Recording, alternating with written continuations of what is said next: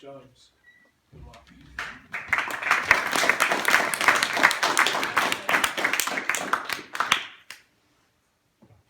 Oh, yo, dude, how's it going?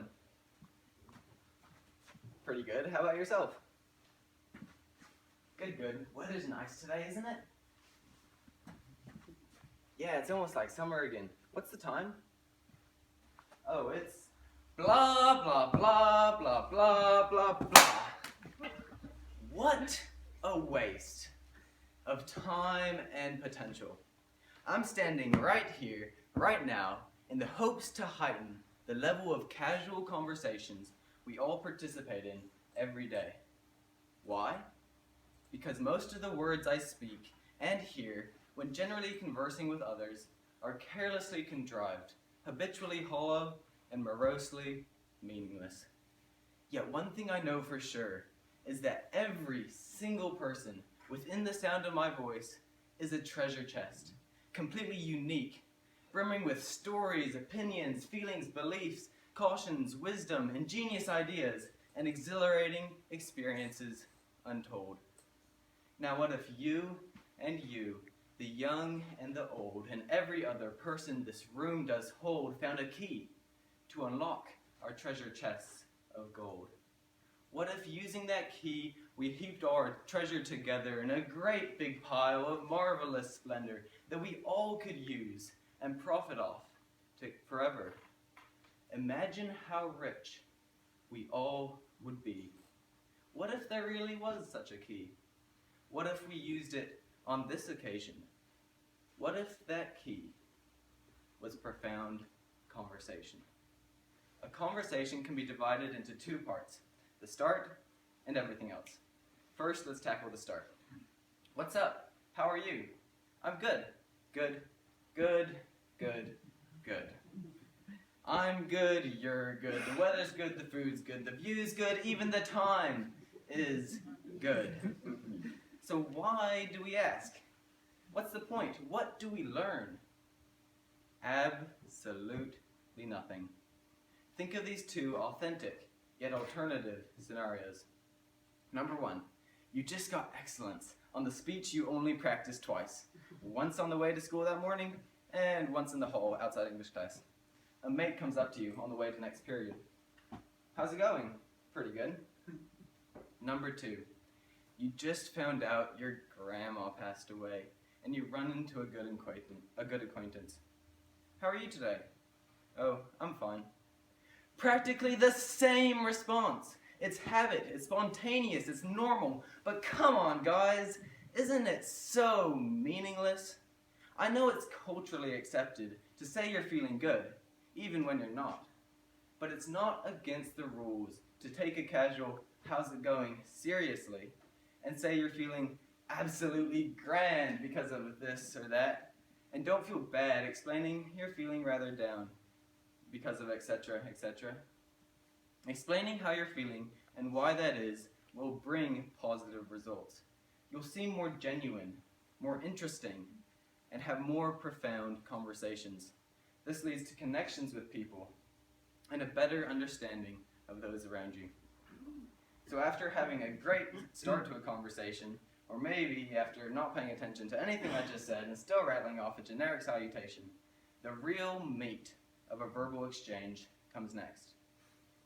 The key to coaxing out a great conversation with anyone is simply to ask open questions. Open questions are those that cannot be answered with yes, no. Great open questions aren't about some third party such as the weather or the time, but a question that will tell you more about the person addressed. Now you might be thinking, cool idea, but how in the world do I come up with great open questions off the top of my head that don't sound really weird or random? It's not as easily accessible as talking about the weather or what class they have next. How do I come up with something more profound in the spur of the moment? I stumbled across an answer to this quandary over 4 years ago and didn't even realize it. I was in a school choir. Every year, our choir would go on tour. One particular choir tour, we were traveling from where we lived in Utah to St. Louis, Missouri by bus. Now, it just so happens that between Utah and Missouri lies one of the most uninteresting, humdrum, mundane places in existence, Kansas. As we trundled our way through Kansas, I stared out the bus window, my soul being slowly destroyed by wheat field after wheat field after wheat field after corn field after wheat. Wheat. Wheat. Kansas kills. But just before the boredom became unbearable, I was saved. An older girl I hardly knew came up the aisle, sat down beside me, and said, "Let's play a game. It goes like this. I tell you my favorite color or dish, book, or even time of the day-ish, whatever I wish. And then you tell me your favorite of that same thing. We pick a new topic and exchange favorites again, and on and on and on and on. We talked and laughed and learned, and just like that, we made it out of misery and into Missouri." One solution to breaking the awkward silence, or making more of a casual conversation, is simply to ask others about their favorites. What was your favorite speech tonight? What snack at the back was the best? What's your favorite way to waste time? What's your favorite joke or jest?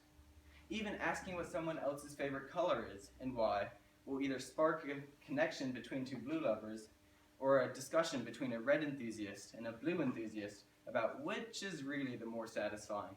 If they've always been of that opinion, why they're of that opinion, just like that, we are learning from each other, expanding our minds, starting meaningful relationships, and becoming more understanding of those around us. Have you enjoyed listening to the speeches tonight? I'll bet you have. And I'll bet it's because we teenagers, who are so good at making meaningless small talk, have turned our brains on just a bit and spoke of things one notch more meaningful, more profound than normal. Isn't it cool? Isn't it captivating? Isn't it constructive? Wouldn't it be awesome if we all conversed of such things on a regular basis? All right, if you remember any of the many words that come out of this mouth, remember these. When you converse with others, speak of things with meaning. Ask a favorite question about a favorite thing. And know that you, the young and the old, and every other person this room does hold, has the key to unlock our treasure chests of gold. Using that key, let's heap our treasure in a great big pile of marvelous splendor that we all can use and profit off forever. Imagine how rich we all can be. Trust me, there really is such a key. How about we use it on this occasion? My friends, that key is profound conversation.